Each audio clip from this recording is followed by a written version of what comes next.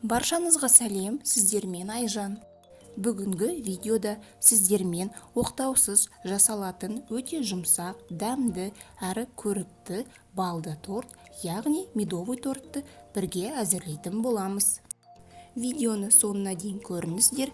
Медовый торттың қызыл, қоңырқай, әдемі түсті болып шығуының себебін айтатын боламын. Ал енді балды тортты әзірлеуді бастаймыз. Ең алдымен ыдысқа бал салып, орташа отқа қоямыз. Үстіне ас содасын салып, жақсылап араластырамыз. Шынайы балмен тортыңыз бал татитын болады. Шынайы бал болмай қалса, жасанды балмен де жасай беруге болады. Балға сода қосқаннан кейін 2 есе ұлғаяды. Балды қызыл, қоңырқай болғанша араластырыңыздар, видеода көрсеткендей. Үнемі араластырып тұрсаңыздар, күйіп кетпейді. Торттың түсі әдемі болып шығады. Сары май бөлме температурасында еріп тұруы қажет. Жақсылап ерігенше араластырамыз.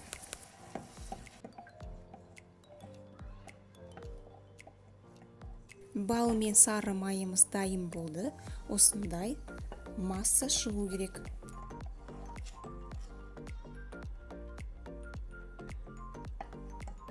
Ендігі кезекте 5 жұмыртқаны миксердің көмегімен кішкене ағарғанша араластырамыз.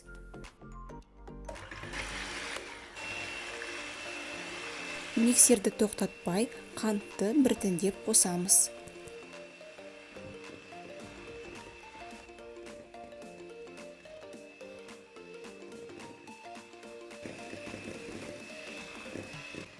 Жұмыртқамыз аппақ болып көтерілді. Дайындаған бал мен сары майды біртіндеп қосып, венчик арқылы араластырамыз.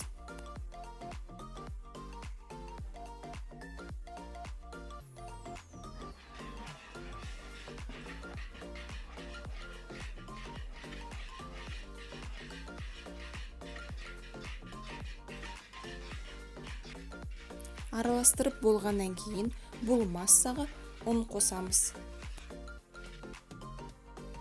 Електегі ұнға қопсытқыш қосып араластырамыз.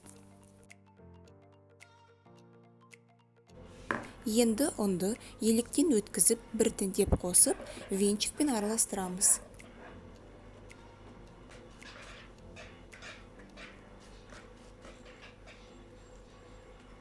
Ұнымызды қосып болды. Қараңыздар, осындай қою масса шығу керек. Пергамент қағазының үстіне диаметрі 24 см шығатындай форма арқылы сызып алдым. Енді осының үстіне 4 қасық қамыр салып, қасықтың көмегімен жайып алдым.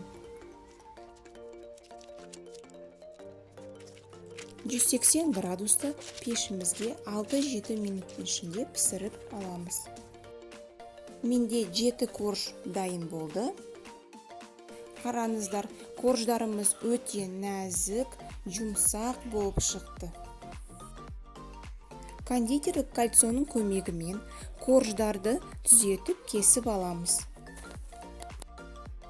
Корждардың шеттері тортты сәндеуге қажет болады. Келесі кезекте торттың кремін дайындаймыз. Сары май 82,5%-дан төмен болмау керек. Міндетті түрде бөлме температурасында еріп тұруы қажет.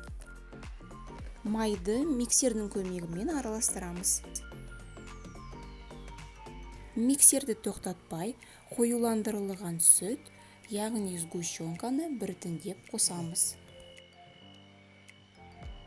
Қоюландырылған сүт жақсы сапада болу керек. Креміміз 2 есе ұлғайып, осындай қою болып шықты. Енді корждарды жинауға кірісеміз. Корждың үстіне 2-3 қасық кремімізді салып, жақсылап тегістеп аламыз.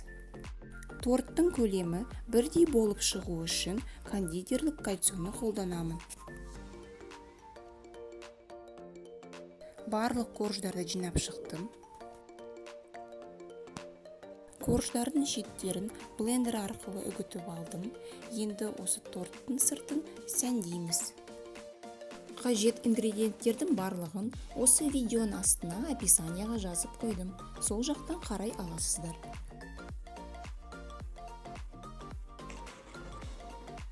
Мұздатылған шие қарақатпен әсемдеп шықтым.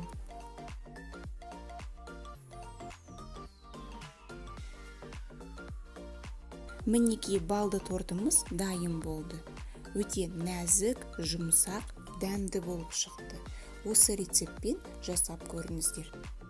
Кез келген дастарханның сәнін келтіреді. Видео ұнаса, лайк басып, комментарий қалдыруды ұмытпаңыздар.